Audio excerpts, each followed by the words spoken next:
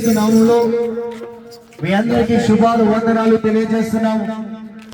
ముందుగా good Friday Easter శుభాకాంక్షలు తెలియజేస్తున్నాం.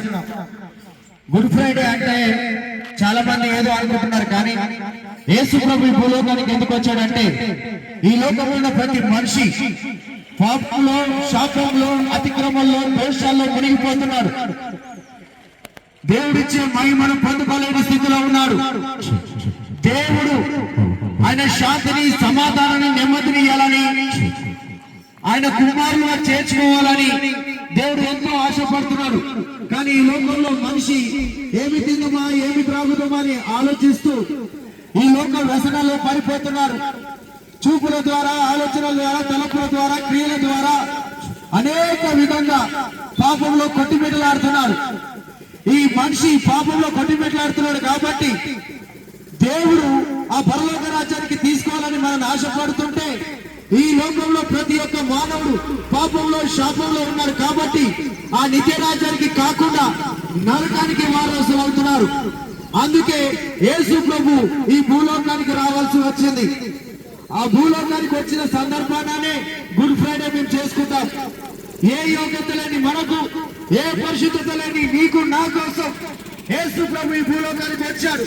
యేసు ప్రభు ఈ భూలోకానికి వచ్చి నీ నిమిత్తము, నా నిమిత్తము ఆ కల్వరి శిలువలో ప్రాణము పెట్టాడు.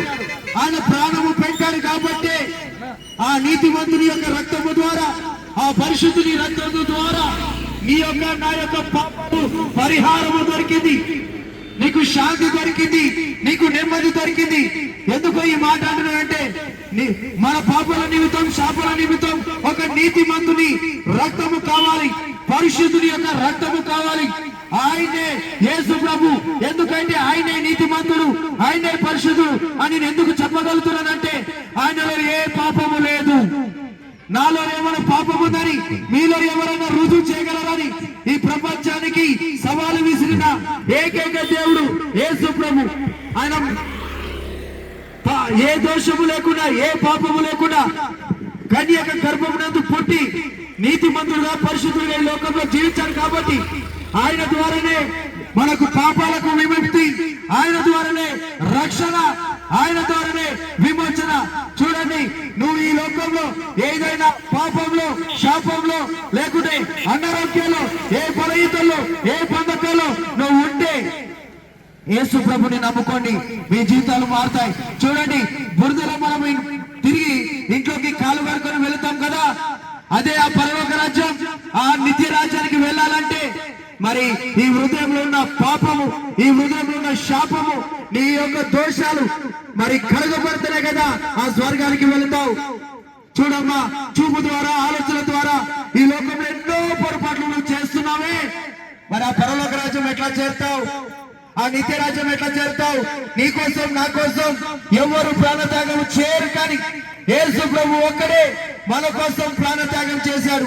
యేసు ప్రభు ఒక్కడే ఈ భూలోకానికి తన యొక్క స్వరూపంలో మనని ఏర్పరచుకున్నాడు. కాబట్టి మనుషులు చనిపోయి ఆ నరకానికి వెళ్తున్నారు. కాబట్టి ఆయన చూడలేక ఈ లోకానికి వచ్చి ఒకటే ఒక మాట అన్నారు, ఎవరైతే నా యందు విశ్వాసిస్తారో, అంటే యేసు ప్రభు యందు ఎవరైతే విశ్వాసిస్తారో వారు రక్షింపబడతారు.